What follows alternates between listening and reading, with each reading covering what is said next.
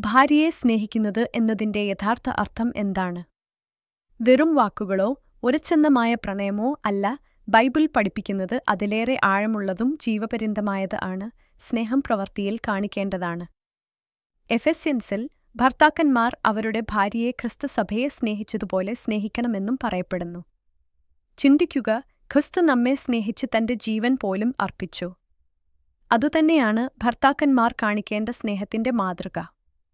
ഭാര്യയെ സ്നേഹിക്കുന്നത് പലിശയോ കർത്തവ്യമോ അല്ല, മറിച്ച് പൂർണ്ണമായ ത്യാഗത്തിലും സഹിഷ്ണുതയിലും കാണിച്ചു പോരേണ്ട സ്നേഹമാണ്. സദൃശ്യവാക്യത്തിൽ പറയുന്നതുപോലെ നല്ലൊരു ഭാര്യ കർത്താവിന്റെ അനുഗ്രഹമാണ്. ഭാര്യ ദൈവം നൽകിയ ഒരാശംസയാണ്. ഭാര്യയെ കണ്ടെത്തുന്നവൻ നന്മ കണ്ടെത്തുന്നു, കർത്താവിന്റെ കൃപ ലഭിക്കുന്നു എന്നാണ് ബൈബിൾ പറയുന്നത്.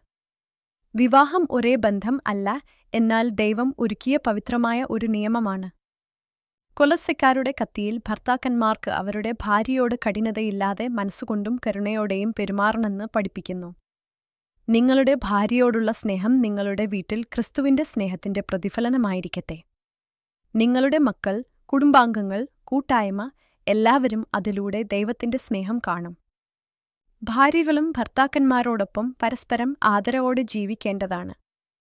എന്നാൽ ഭർത്താക്കന്മാർക്ക് പ്രത്യേക ഉത്തരവാദിത്വമാണ് സ്നേഹത്താൽ നേതൃത്വം നൽകേണ്ടത്. ദൈവം ആഗ്രഹിക്കുന്ന വിവാഹം അഹങ്കാരത്തിലല്ല, മാപ്പിലും സ്നേഹത്തിലും പൂർണ്ണമായിരിക്കുക. ഇന്ന് നിങ്ങൾ പറയും, കർത്താവേ, ഞാൻ എന്റെ ഭാര്യയെ നിങ്ങൾ എനിക്ക് കാണിച്ച സ്നേഹത്താൽ സ്നേഹിക്കാൻ എന്നെ സഹായിക്കൂ.